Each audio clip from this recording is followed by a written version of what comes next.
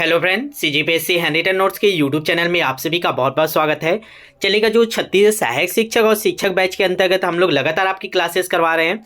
ठीक है, चाहे वो टेस्ट सीरीज के माध्यम से हो, चाहे आपके बैच के माध्यम से, चाहे यूट्यूब के माध्यम से, आपको लगातार हम लोग डेली प्रतिदिन आपको क्लासेस यहाँ मिल रही है। ठीक है, तो देख लीजिएगा, जिन लोग हमारे बैच से नहीं जुड़े, हमारे पैड बैच से जरूर जुड़ जाइएगा। वहाँ आपके डेली कंप्लीट तैयारी आपको कराया जा रहा है। जिन लोग भी नए होंगे, अगर जानकारी नहीं होगा ना, तो आप व्हाट्सअप में मैसेज कर दीजिएगा, कॉल करके देख लीजिएगा, बात जरूर कर लीजिएगा। बेहतरीन शानदार तरीके से एग्जाम ओरिएंटेड हम लोग आपको तैयारी करा रहे हैं। चलिए, जितने लोग जुड़ गए हो ना, आप लोग क्या कीजिए, नीचे शेयर का बटन है उसको शेयर कर दीजिए। अपने व्हाट्सएप स्टेटस में लिंक को आप लोग शेयर नहीं करते हो ना, क्योंकि आप लोग जितने बैच वाले हैं उनका नंबर तो सेव है, तो आप लोग शेयर कर दिया करें। 1 मिनट समय दे के देखिए, आज जो आपका टेस्ट था ना, आपका वर्ग 2 में आज टेस्ट हुआ था मानव शरीर एवं स्वास्थ्य का, तो उसमें जितना क्वेश्चन वहाँ कराया था उसके कुछ क्वेश्चन बच गए थे जो आपके लिए इंपॉर्टेंट, उसको आज यहाँ करेंगे ना। तो सभी लोग देखिएगा, अंतिम तक बने रहिएगा। बहुत ही महत्वपूर्ण क्वेश्चन है जो आपके व्यापम लेवल पे पूछे जा सकते हैं। वैसे ही क्वेश्चन को हम लोग कराते हैं जैसा आपका एग्जाम पैटर्न हो ना।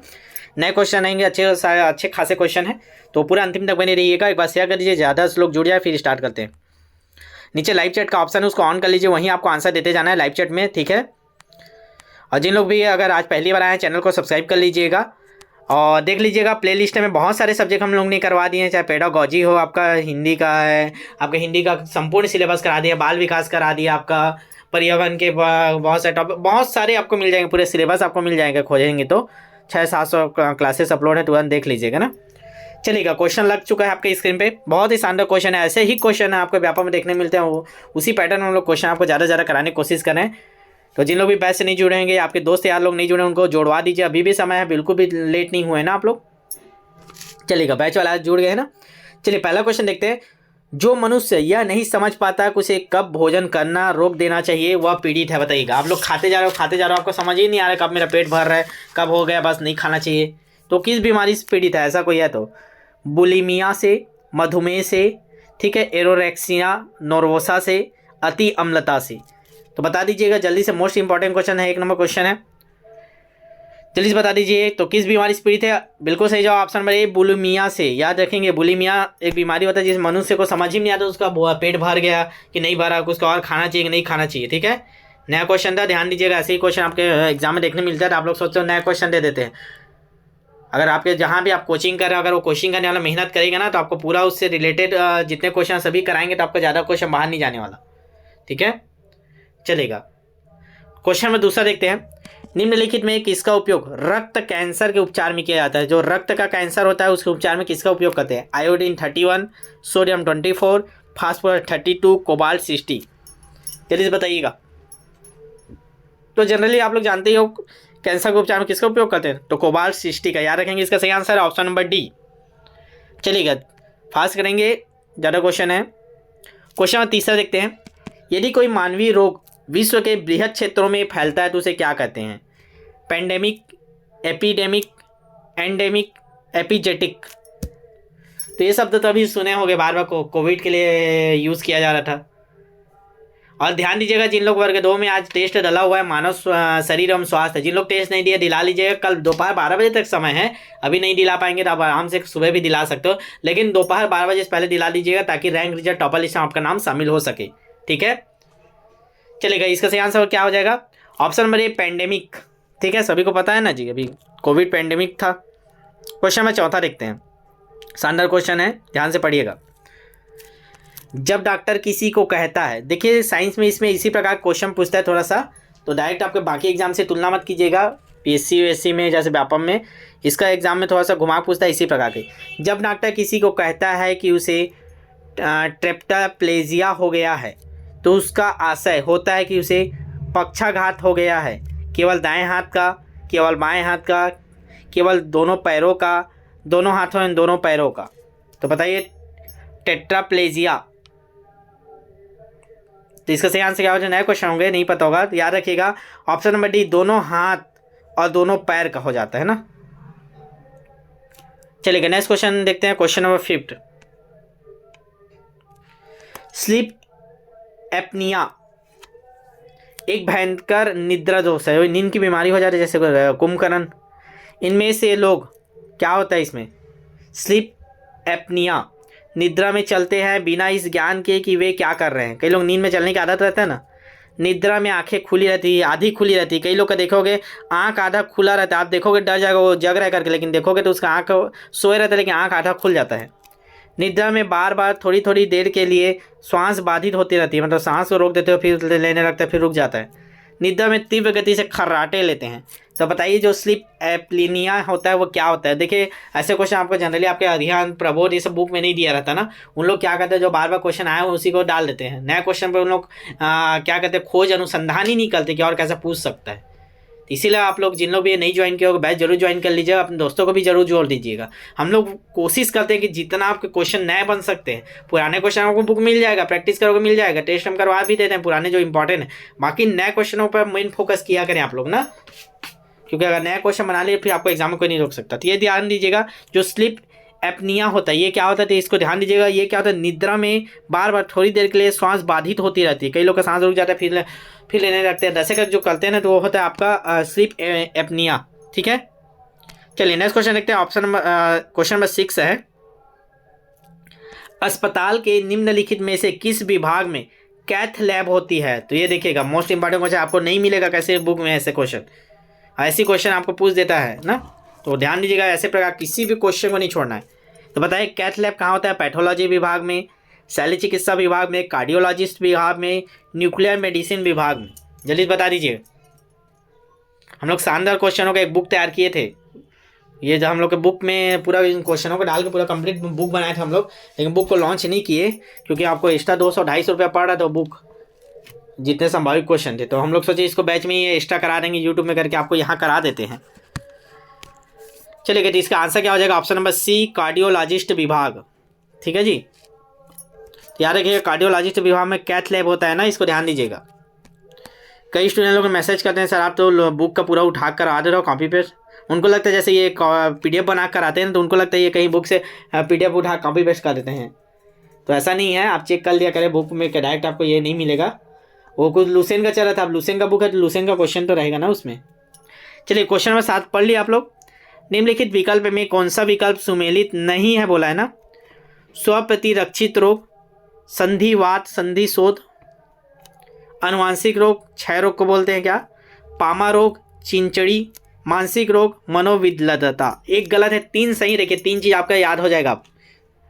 चलिए कोई पकड़ पा रहे हैं क्या, बिल्कुल सही जवाब ऑप्शन में भी जो क्षय रोग होता है अनुवांशिक रोग नहीं होता ना, तो ये गलत है आपका। बाकी तीनों को याद कीजिए, नया चीज़ है इसलिए नए क्वेश्चन को इसमें डालें हम लोग। स्वप्रतिरक्षित रोग इसको क्या बोलते हैं, संधिवात या संधिशोथ रोग बोलते हैं ना। पामा रोग क्या होता है, चिंचड़ी। मानसिक रोग ये मनोविद्लता। ठीक है, तो ये तीनों याद कर लीजिएगा, नया है आपको। चलिए आगे देखते हैं क्वेश्चन नंबर 8।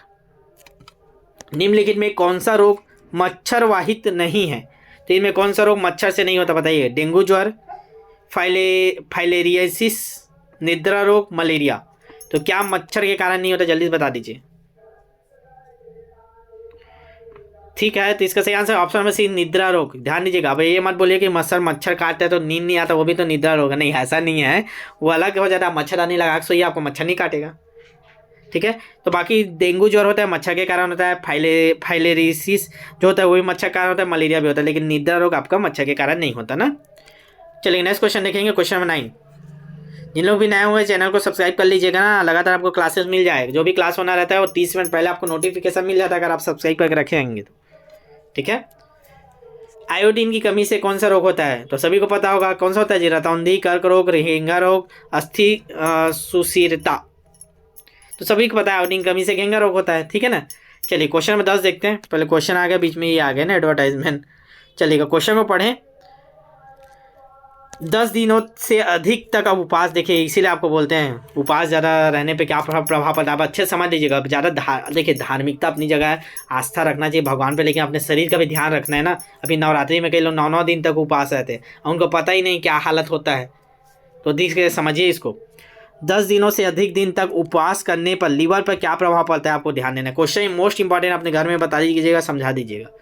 ठीक है, तो ठीक है, इसका ऑप्शन देखते हैं। पहले देख लीजिएगा, जिन लोग भी हमारे बैच नहीं ज्वाइन किए ना, बैच ज्वाइन कर लीजिए। हम लोग सहायक शिक्षक, शिक्षक बैच दोनों का शानदार तैयारी कराते हैं। डेली आपका चलता है, एक दिन वर्ग 2 का टारगेट मिलता है, फिर एक दिन वर्ग 3 का, ऐसे 2 सब्जेक्ट आपका चलता है।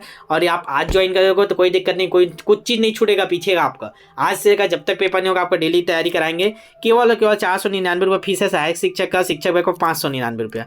आपका 40-50 रुपये ज़्यादा महंगा नहीं पड़ने वाला है आपको, ठीक है। दोनों बैच लेने की कोशिश किया करें। 999 रुपये है। किसी को फीस का दिक्कत है तो भी आप मेरे से बात कर लीजिए, हम लोग हर प्रकार की सुविधा देते हैं। फीस के नाम से कोई मत रुकिएगा ना, ये हमारा नंबर है, व्हाट्सअप नंबर में बात कर लीजिएगा, चलेगा। अब हम लोग का क्वेश्चन क्या था, अगर कोई लगातार 10 दिनों को उपवास रहता है तो उसका लीवर में क्या प्रभाव पड़ता है, तो पढ़ते हैं।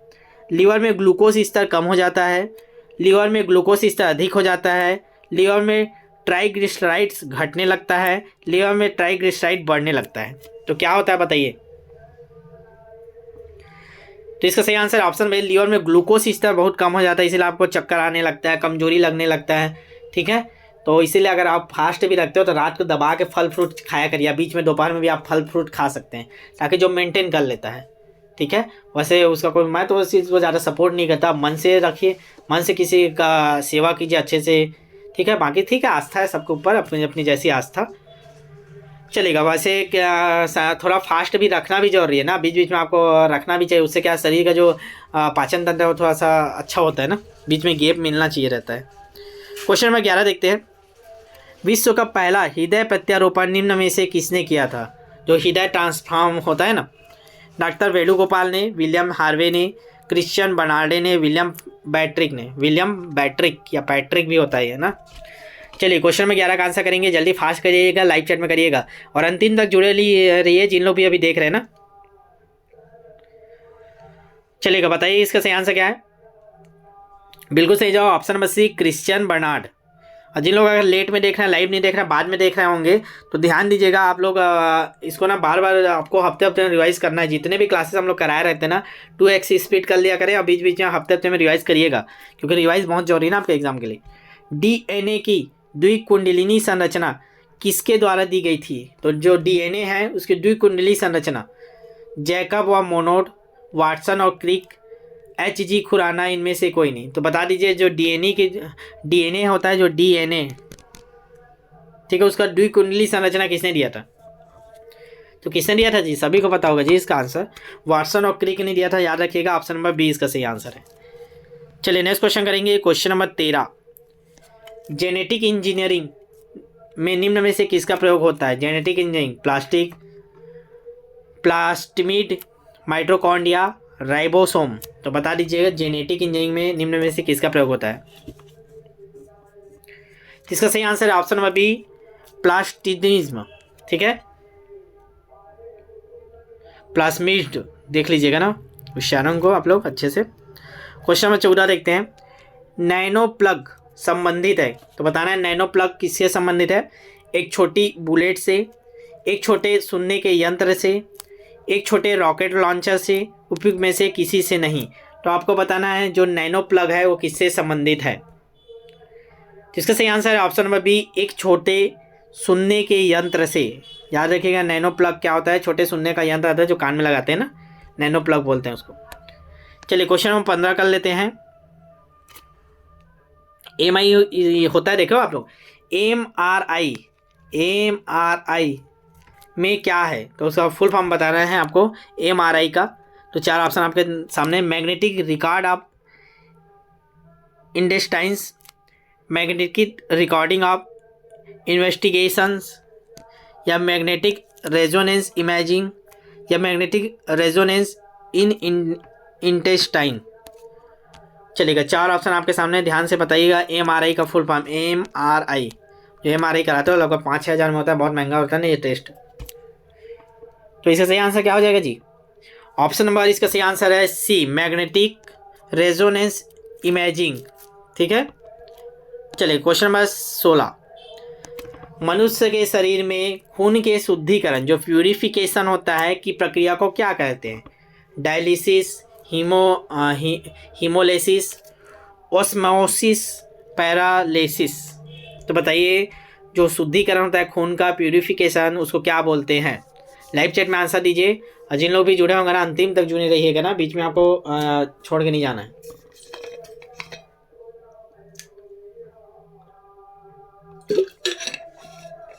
चलिए इसका सही आंसर आ जाएगा, सही जवाब बिल्कुल ऑप्शन नंबर ए सही है। डायलिसिस बोलते हैं, याद रखिएगा, खून के शुद्धिकरण जो प्यूरिफिकेशन होता है उसको डायलिसिस बोलते हैं ना। चलिए नेक्स्ट क्वेश्चन देखते हैं, क्वेश्चन नंबर 17। एड्स किसके कारण होता है? बताना है आपको एड्स किसके कारण होता है। हेल्मिथिन्स, जीवाणु बैक्टीरिया, कवक फंगस या विषाणु वायरस। तो एड्स किसके कारण होता है, जल्दी से बता दीजिए। ये वो क्वेश्चन है जो आपके टेस्ट सीरीज में एक्स्ट्रा बच गए थे, नहीं डाल पाए थे, ठीक है। तो हम लोग सोच रहे हैं जितना भी आपके क्वेश्चन सभी कवर हो जाए टेस्ट के साथ साथ, आपके और जो भी क्वेश्चन बच गया वो भी आपको कवर हो जाए करके यहाँ कराते हैं। तो आपको ये भी देखना जरूरी रहता है ना। और जिन लोग भी टेस्ट बैच ज्वाइन नहीं किया उनको टेस्ट बैच भी ज्वाइन करना है, क्योंकि आपका जब तक आप जितने क्वेश्चन बन सकते हैं उतना आप ज़्यादा से ज़्यादा क्वेश्चन प्रैक्टिस नहीं करेंगे तब इसमें सफलता नहीं मिलने वाली। ये बाकी एग्जाम जैसे नहीं है ना, इसमें आप क्वेश्चन प्रैक्टिस मांगता है आपका। चलिए इसका सही आंसर हो जाएगा ऑप्शन नंबर डी, विषाणु वायरस के कारण होता है एड्स। चलिए नेक्स्ट क्वेश्चन, क्वेश्चन नंबर 18। एक स्वस्थ वयस्क मनुष्य में रक्त का कुल परिमाप होता है, कितना होता है रक्त? 5 से 6 लीटर, 3 से 4 लीटर, 10 से 12 लीटर या 8 से 10 लीटर। जल्दी बता दीजिए कितना होता है खून स्वस्थ मनुष्य में, जल्दी से बताएंगे। बिल्कुल सही जवाब ऑप्शन नंबर ए, 5 से 6 लीटर होता है एक मनुष्य के में रक्त, ठीक है। चलिए आगे बढ़ते हैं, क्वेश्चन नंबर 19। ओंकोजीन संबंधित है, इंपॉर्टेंट क्वेश्चन है ना, स्टार लगा लीजिए, स्क्रीनशॉट ले लीजिएगा, नोट कर चलिएगा। तपेदिक से, पीलिया से, कर्क जो रोग से, आंत्रजोड़ से। तो ओंकोजीन किसको बोलते हैं बताइए। बिल्कुल सही है ऑप्शन नंबर सी, कर्क रोग से, ठीक है। चलिए नेक्स्ट क्वेश्चन आगे देखते हैं, क्वेश्चन नंबर 20। एस्पिरिन कहाँ से मिलती है? पेट्रोलियम से, पृथ्वी से, एक पेड़ से, एसिड की रासायनिक अभिक्रिया से, एसिडों की रासायनिक अभिक्रिया से। जल्दी बताइए। एस्पिरिन जो टेबलेट आता है ना आपका, सी दर्द में भी खाते हो, डिस्प्रिन खाते हो, तो ये एस्पिरिन है ना। तो इसका सही आंसर हो जाएगा ऑप्शन नंबर सी, एक पेड़ से आता है एस्पिरिन, याद रखिएगा इसको। Question number 21। निम्नलिखित में कौन सा एक जूनोटिक रोग नहीं है? तो आपको बनाना है निम्नलिखित में कौन सा एक जूनोटिक रोग नहीं है। म्यूकोसिस, प्लेग, SARS, रेबीज। तो इनमें से कौन सा आपको जूनोटिक्स रोग नहीं, ये बताना है आपको। चलिए जल्दी बता दीजिए।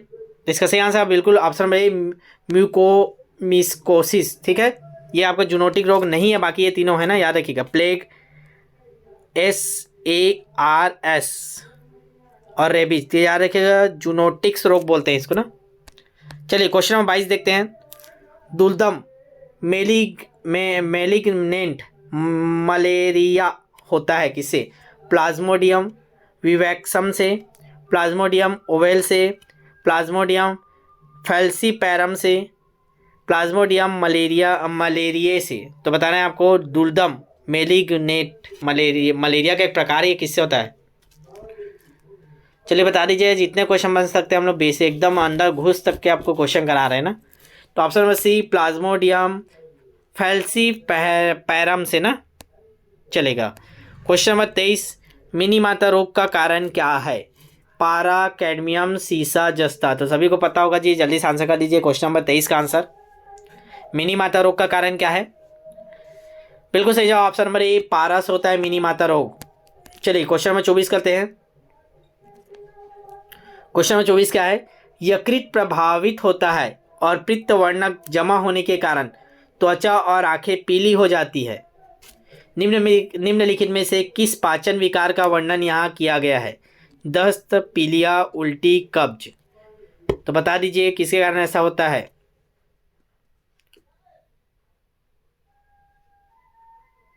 इसका सही आंसर है ऑप्शन में बी, पीलिया, ठीक है। आंखें पीली हो जाती है, ठीक है। पित्त वर्णक जमा हो जाता है, त्वचा और आंखें दोनों पीली हो जाते हैं ना। इसका सही आंसर हो जाएगा ऑप्शन नंबर बी, पीलिया। चलिए नेक्स्ट क्वेश्चन देखते हैं, क्वेश्चन नंबर 25। क्या बोल रहा है क्वेश्चन? रिकेटस विकार से शरीर का कौन सा अंग संबंधित है? तो आपको बताना है रिकेटस के बारे में ना। आंखें, हड्डियां, त्वचा, दिल। तो जो रिकेट्स बीमारी हो तो उस किससे संबंधित है? तो सभी को पता होगा जी इसका आंसर, हड्डी टेढ़ा मेढ़ा हो जाता है ना, ठीक है। इसका सही आंसर क्या हो जाएगा? बिल्कुल सही जवाब ऑप्शन नंबर सी, हड्डियाँ। तो रिकेट्स विकार से शरीर का कौन सा अंग संबंधित है? तो हड्डियाँ। ठीक है, चलिए नेक्स्ट क्वेश्चन, क्वेश्चन नंबर 26 करते हैं। हीमोफोबिया खाली स्थान का डर है, अंधेरा का, रक्त का, ऊंचाई का, पानी का। तो हीमोफोबिया किसके कारण होता है? जल्दी से बता दीजिए। इसका सही आंसर है ऑप्शन नंबर, जल्दी बताइए, हीमोफोबिया। इसको होमवर्क देता हूँ, चलिए। तो आपको थोड़ा सा आप लोग अच्छे से पढ़ते हो कि नहीं, इसको ढूंढिएगा और इसका आंसर कमेंट में कीजिएगा। देखता हूँ कितने लोग एक्टिव रहते हैं, मेहनत करते हैं कि नहीं। हीमोफोबिया खाली स्थान डर के कारण होता है, बताइएगा। इन चारों ऑप्शन में से जो भी आएगा आप कमेंट करके क्वेश्चन नंबर 26 का आंसर लिखेंगे, जितने लोग भी देख रहे हैं। अगर आप ईमानदारी से पढ़ें तो आप लिखेंगे, तब हमको भी पता चले कितने लोग ईमानदारी से पढ़ें कि बस क्लास को सुनने आ जाते हैं। क्वेश्चन नंबर 27, निम्नलिखित में से किसकी कमी के कारण एनीमिया रोग होता है? एनीमिया खून से संबंधित है, बताइएगा। कोबाल्ट, लोहा, सोडियम, कैल्शियम। एनीमिया क्या होता है? जो खून की कमी हो जाता है ना, उसको एनीमिया बोलते हैं। तो किसके कमी के कारण होता है? जल्दी से ऑप्शन बताइए। क्वेश्चन नंबर 27, 26 का आंसर आपको लाइव वहाँ करना है ना, कमेंट में क्लास के बाद। इसका सही आंसर ऑप्शन नंबर बी, लोहा। याद रखेंगे, लोहे की कमी से एनीमिया रोग हो जाता है। एनीमिया रोग क्या होता है? तो आपका एनीमिया रोग क्या है? खून की कमी को बोलते हैं। चलिए क्वेश्चन नंबर 28 कर लेते हैं। इटाई इटाई नामक बीमारी के लिए कौन सी धातु उत्तरदायी होती है? इटाई इटाई बीमारी, कैडमियम, निकेल, क्रोमियम, पारा। तो बताना है आपको इटाई इटाई बीमारी के लिए कौन सा धातु उत्तरदायी है। तो जल्दी से इसका आंसर बताइए। बिल्कुल सही जवाब ऑप्शन नंबर ए, कैडमियम। ठीक है, चलिए नेक्स्ट क्वेश्चन, क्वेश्चन नंबर 29, निम्नलिखित में कौन सी बीमारी मादा एनाफिलीज मच्छर के कारण होती है? तो मादा एनाफिलीज मच्छर के कारण कौन सा होता है? चेचक, मलेरिया, काला ज्वर, हैजा।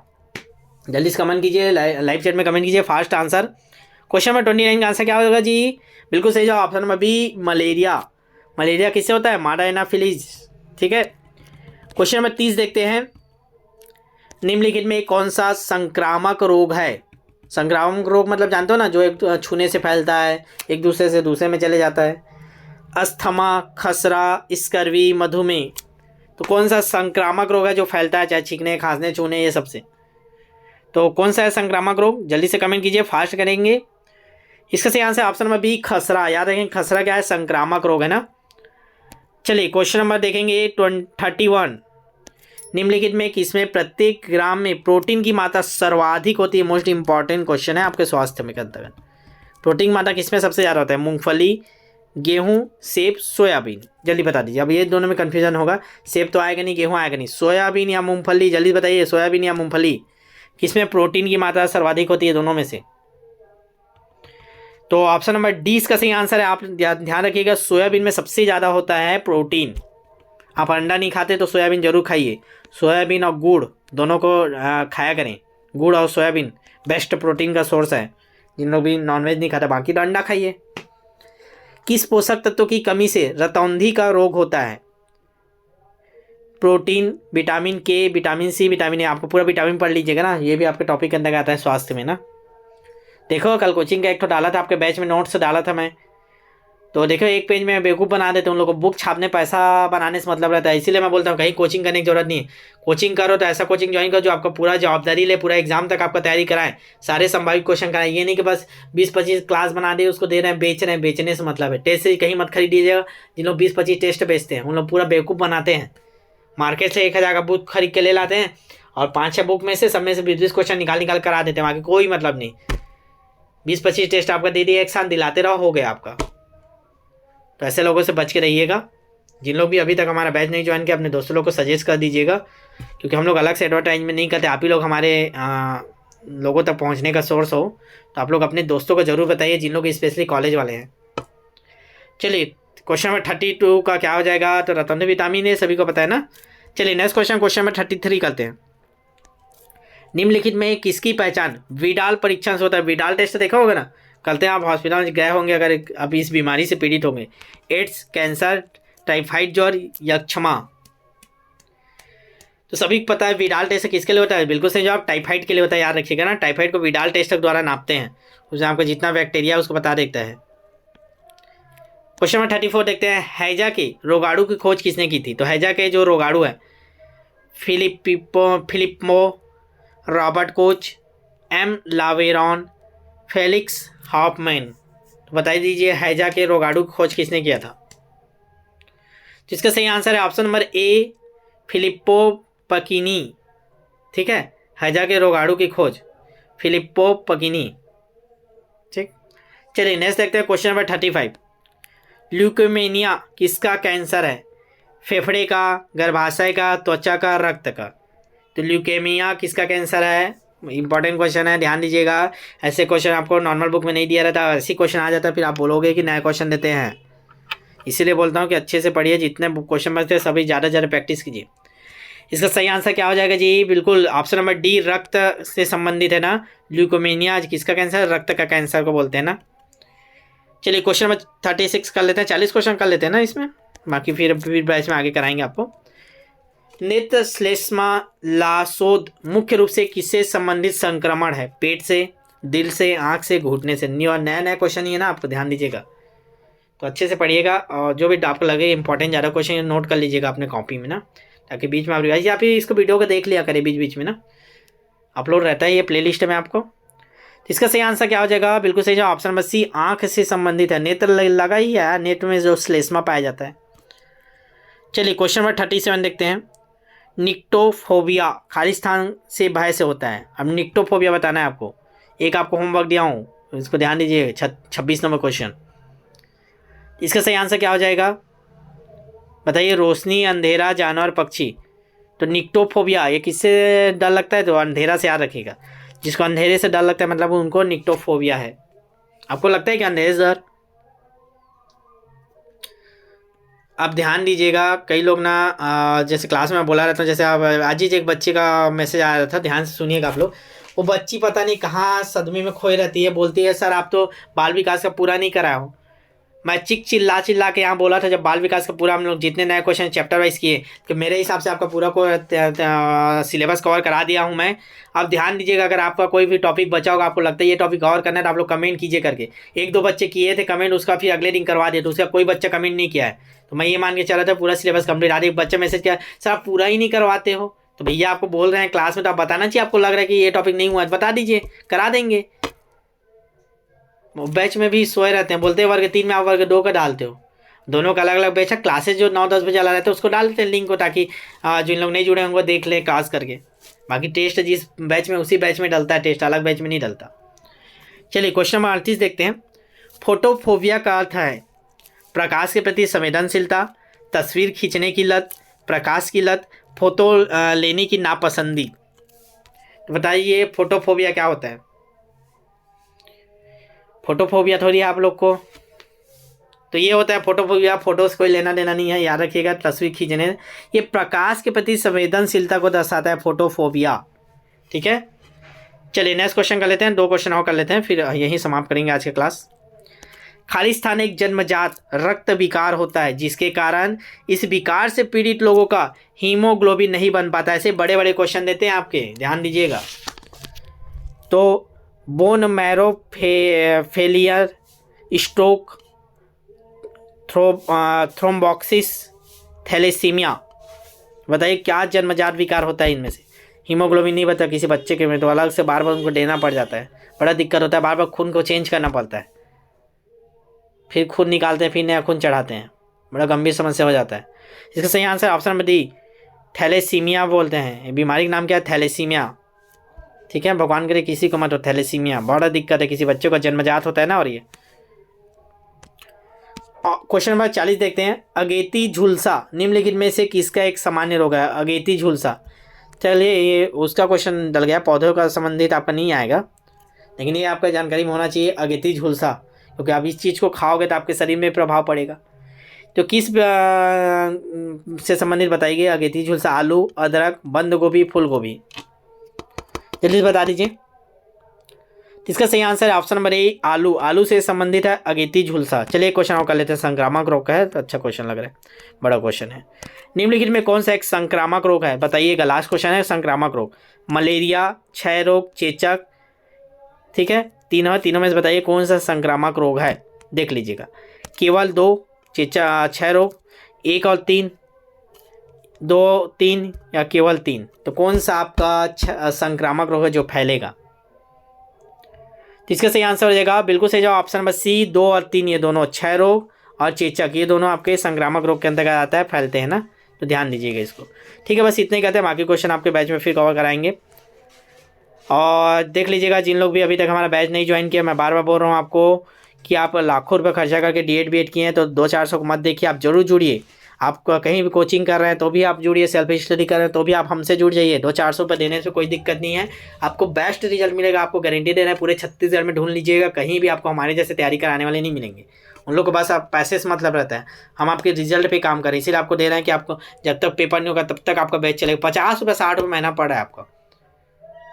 ठीक है, तो देख लीजिएगा, जिनको भी ज्वाइन करना होगा डिटेल जरूर ले लीजिए, एक बार बात कर लीजिए कॉल करके। ये नंबर है हमारा 75 83 86 44 61, कॉल या व्हाट्सअप कर सकते हैं। ठीक है, चलिए व्हाट्सअप स्टेटस में शेयर कर दीजिए क्लास को, जाते जाते दिखता है ना स्टेटस, ध्यान दीजिएगा जिन लोग भी रजिस्ट्रेशन आप लोग नहीं शेयर करते हो। ठीक है, चलिए मिलते हैं फिर नेक्स्ट क्लास में, तब तक के लिए ऑल द बेस्ट। जिन लोग भी टेस्ट नहीं दिलाए हैं, इसका टेस्ट वर्ग 2 में डला हुआ है आज, मानव शरीर एवं स्वास्थ्य का, तो दिला लीजिएगा, कल 12 बजे तक समय है। ठीक है, उसके बाद आपका वर्ग 3 का टेस्ट डलेगा शाम को, कल ना इंग्लिश का चौथा टेस्ट है। वर्ग 3 में इंग्लिश चल रहा है, वर्ग 2 में आपका साइंस और ये विज्ञान और साइंस गणित साइंस चल रहा है ना। चलेगा, मिलते हैं फिर नेक्स्ट क्लास में, तब तक के लिए all the best, good night.